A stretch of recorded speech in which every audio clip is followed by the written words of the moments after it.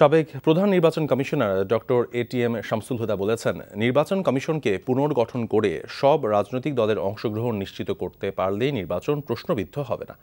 সকালে এফডিসিতে আয়োজিত পাবলিক পার্লামেন্ট অনুষ্ঠানে এসব কথা বলেছেন তিনি। তামান্না জেনিফারের রিপোর্ট। জাতীয় নির্বাচন ইস্যুতে রাজনৈতিক দলগুলোর মাঝে চলে তীব্র মতবিরোধ। সংবিধান মোতাবেক নির্বাচন নাকি নিরপেক্ষ ব্যক্তির অধীনে নির্বাচন, এমন পরিস্থিতিতে করণীয় নিয়ে আসে নানা মত। এই প্রেক্ষিতে সুষ্ঠু নির্বাচনের জন্য নির্বাচন কমিশনের চেয়ে প্রার্থীসহ জনগণের ভূমিকাই বেশি শীর্ষক পাবলিক পার্লামেন্ট অনুষ্ঠিত হলো এফডিসিতে। বাংলাদেশের সাংবিধানিক সকল নির্বাচনে পরিচালনাকারী প্রতিষ্ঠানটি হচ্ছে নির্বাচন কমিশন। তারা জনগণের মতামত নিয়ে, জনগণের সহযোগিতা নিয়ে জনগণ, প্রশাসন এবং নির্বাচন কমিশনের মধ্যে একটি সেতুবন্ধন তৈরি করবে।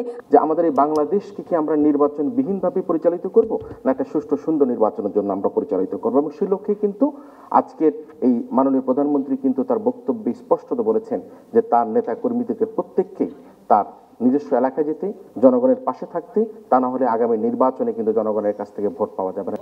অনুষ্ঠানে প্রধান অতিথির বক্তব্যে সাবেক প্রধান নির্বাচন কমিশনার ডক্টর এটিএম শামসুল হুদা প্রতিহিংসার রাজনীতি থেকে বেরিয়ে এসে প্রার্থী, ভোটার, গণমাধ্যম সহ সুশীল সমাজকে সুষ্ঠু নির্বাচনের জন্য ভূমিকা রাখার আহ্বান জানান।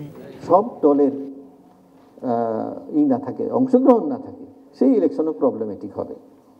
সুতরাং দুইটা জিনিস, যে আপনি কমিশন করার সময় সব রাজনৈতিক দলের মতামতের ভিত্তিতে আপনি করেন, আর এমন একটা আপনার পরিবেশ সৃষ্টি করেন যেন সব দল আপনার নির্বাচনে অংশগ্রহণ করে।